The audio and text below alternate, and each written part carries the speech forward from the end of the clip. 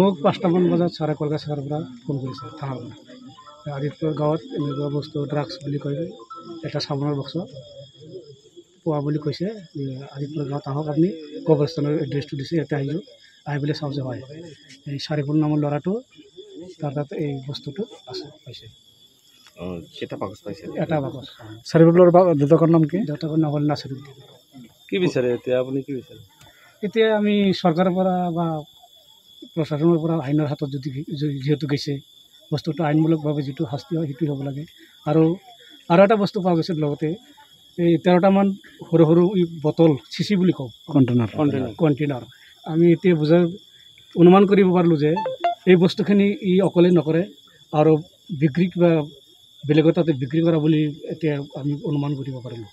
যিহেতু এইবিলাক বস্তু এজন মানুহৰ কাৰণে 10জন বেয়া হৈ আছে, এইবিলাক বস্তু সমাজৰ পৰা একদম নিৰ্মূল কৰিব লাগে, এইটোৱে আমি বিচাৰোঁ।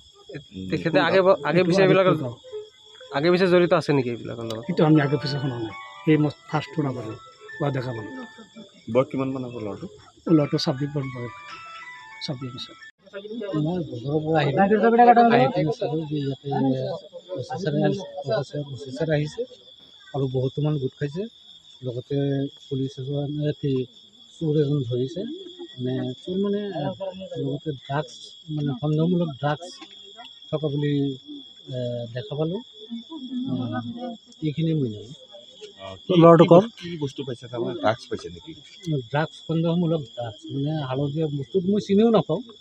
মই দেখা পালোঁ, চালোঁ বস্তুটো। আৰু এই বাকচত চাবোনৰ বাকচত আৰু কেইটামান চিচি পোৱা গৈছে। নাই, আপোনালোকৰ গাঁৱত যে এনেকুৱা ধৰক ড্ৰাগছ বিক্ৰী হৈ আছে, এতিয়া আপোনালোকে গাঁওবাসী হিচাপে কি বিচাৰে আচলতে? এইটো আচলতে সমাজৰ পৰা নিৰ্মূল হ'ব লাগে, এইটোৱে বিচাৰোঁ। ইয়াতে বহুত মানুহ, বহুত ল'ৰা ছোৱালী এইটোৰ বাবে আৰু বেয়া পথত যাব, এইটো যাতে আমাৰ সমাজত নাথাকে, এইটোৱে আমি কামনা কৰিছোঁ। ল'ৰাটোৰ নাম কি? ল'ৰাটোৰ নাম চাৰিফুল ইছলাম। বাপেকৰ নাম? বাপেকৰ নাম নাছিৰুদ্দিন। ঘৰ ক'ত ল'ৰাটোৰ? আদিত্যপুৰ।